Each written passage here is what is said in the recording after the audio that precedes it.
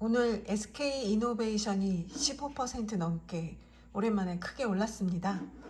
오는 28일에 SK이노베이션과 SKENS가 합병 여부를 결정하라고 하는 뉴스 때문이었는데요. 이는 석유와 천연가스 기반으로 한 국내 최대 민간에너지 기업 탄생에 대한 기대가 반영된 것이겠죠. 요즘 동해 유정 발굴과 관련해 설왕설래가 있는 가운데 지속적으로 천연가스 관련 이슈가 국내에서 발생하고 있는 모습이네요.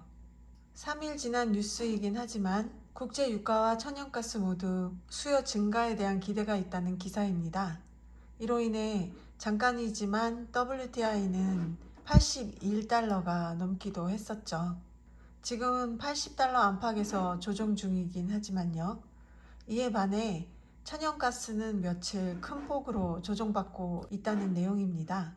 생산량이 증가한다는 소식의 영향이 컸죠. 그리고 러시아 제재에도 불구하고 유럽에서 싼 러시아산 천연가스를 몰래 수입해서 쓰고 있었다는 기사도 있었죠.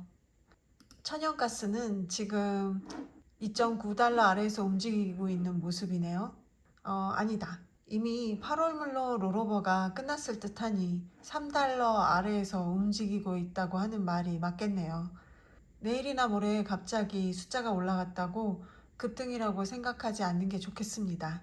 이유는 잘 모르겠지만 네이버나 인베스팅닷컴에서 롤오버된 선물 가격을 늦게 반영하니까 말이죠.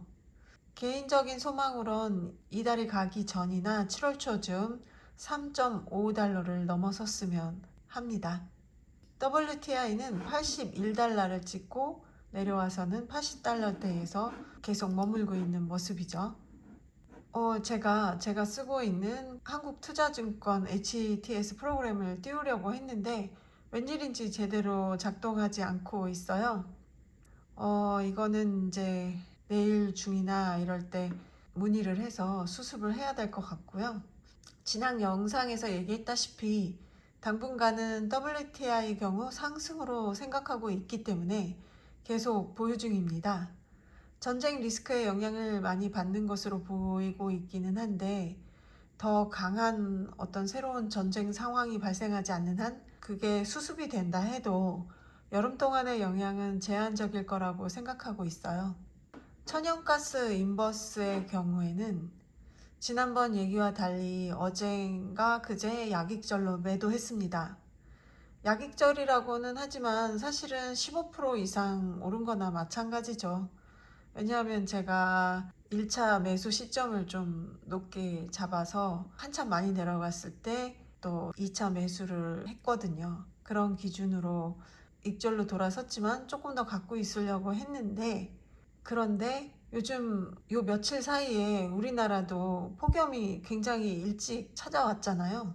저는 6월 중에는 그래도 진폭을 크게 하면서 오르락내리락 움직일 거라고 생각했지만 전체적인 방향은 상승의 기운이 더 클 것으로 기대한다고 얘기하기도 했고요.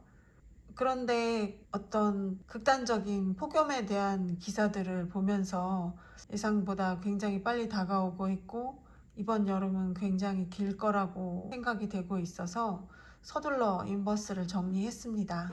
오늘은 약간의 하락을 보이고 있기는 하지만 말이죠. 어찌 될지 지켜봐야 하겠지만 큰 상승이 발생한다면 흐름을 보면서 다시 인버스 들어갈 시점을 보게 될 것 같고요. 상승 시에는 기존에 물려있던 천연가스 레버리지 매도 시점을 찾아볼 생각입니다. 그리고 또 하락이 이루어진다고 한다고 하면 만약에 원래 처음 생각대로 좀 더 진복을 크게 해서 조정을 좀 더 아래로 많이 준다고 하면 새롭게 천연가스 레버리지를 좀 더 담아볼 생각입니다. 오늘은 여기까지.